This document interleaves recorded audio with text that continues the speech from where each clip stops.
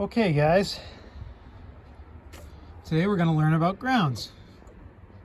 Now this pertains to any vehicle, but I happen to be working on my 6.5. And I know how much 6.5 guys have problems with grounds. Now I had the plow on it last year and I had a ground problem with the power wire. And it was actually bad. This wire was frayed. But ever since then, the truck hasn't acted perfect. So I'm going to show you something.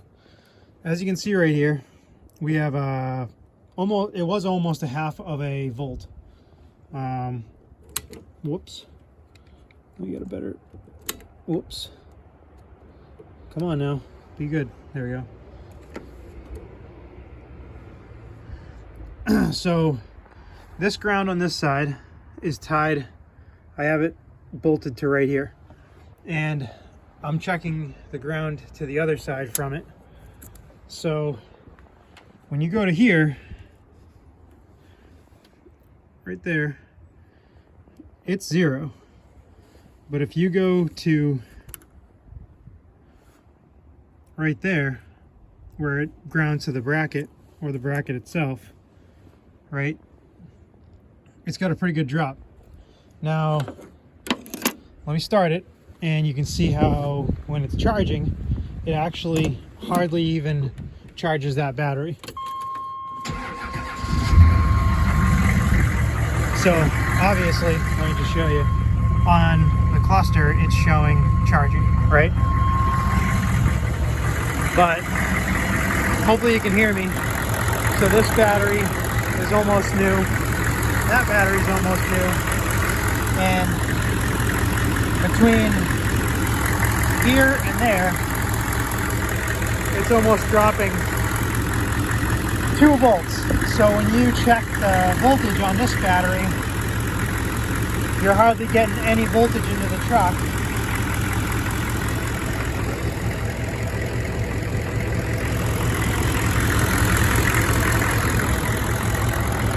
And when you check the voltage on this battery, you're getting charging voltage. So yeah, kind of a problem. So if we do this, if we check from one ground to the other, it's actually, that's how much it's dropping from one battery to the other. It's dropping almost 2 volts. So I gotta clean this right here. And the reason why I know that is because if I do this, if I grab this right here,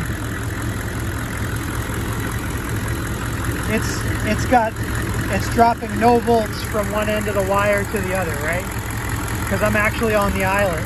Whereas if I go to the bolt, it's still dropping 0. But if I go to the bracket, it's almost a full volt. So it's not actually clean between the eyelet and the bracket, right? It's got rust there or something. So good thing to check and to stay on top of. So let me clean that, and then I'll get back at you.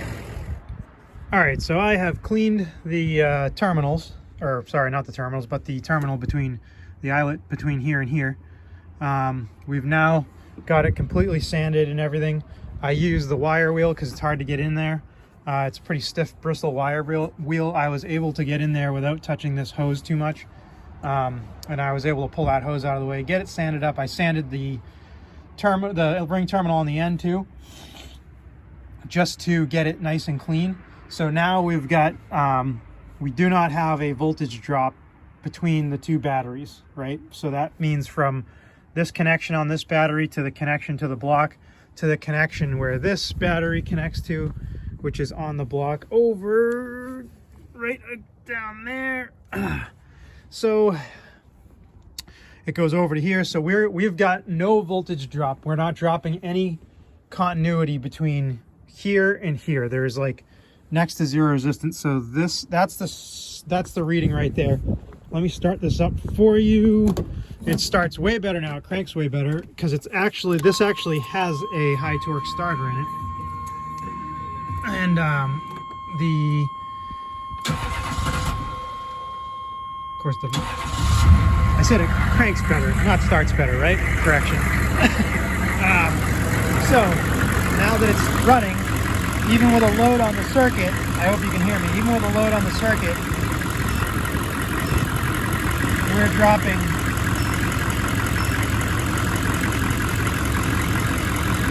0.002 of a volt, which is pretty much like ghost voltage. So that's pretty good. And that's what you'd normally be looking at. And if it had like 0.2 to 0.5 of a volt, that's like a half a volt. A half a volt, let me shut this off, I don't need to be yelling into the phone. A half a volt is not a lot in the size of the circuit, in my opinion. It's dropping obviously nothing, but dropping a half a volt between two batteries in this big of a circuit wouldn't be that bad with like normal wear and tear. 0 is obviously optimal, which is what I have right now, which is probably what it, was like in the factory when it came here. So this goes to show you, so I stuck a new alternator in it because I had a charging issue, which was the other night, once it heated up, that it didn't want to charge as well. It would still charge, but it was very like low 13. I think it was like 12.8. So I went inside. I had this alternator planned to put in it because this is the original high output, like I think it's 150 amp alternator. Same thing with this alternator is 150 amp. This belongs in a Duramax though. And that's what I had in here, and it worked fine. But I plan to put this in here just to do a video on it because I bought this nifty connector off Amazon to adapt from the original connector over to the other one, because the Suburban actually has the same alternator like this one. So I was doing it just for fun. And then I started making this assumption that the alternator was the only thing wrong. And then I tested prior to, and it wasn't charging on either battery. And then after I got it charging, it was charging that battery, but not this battery. And I was kind of dumbfounded for a second until I realized that connection right there was dirty from testing. So now we're good, and I hope this helps somebody. You can kind of do the same voltage drop test on anything as long as you get creative. I'm going to leave that there.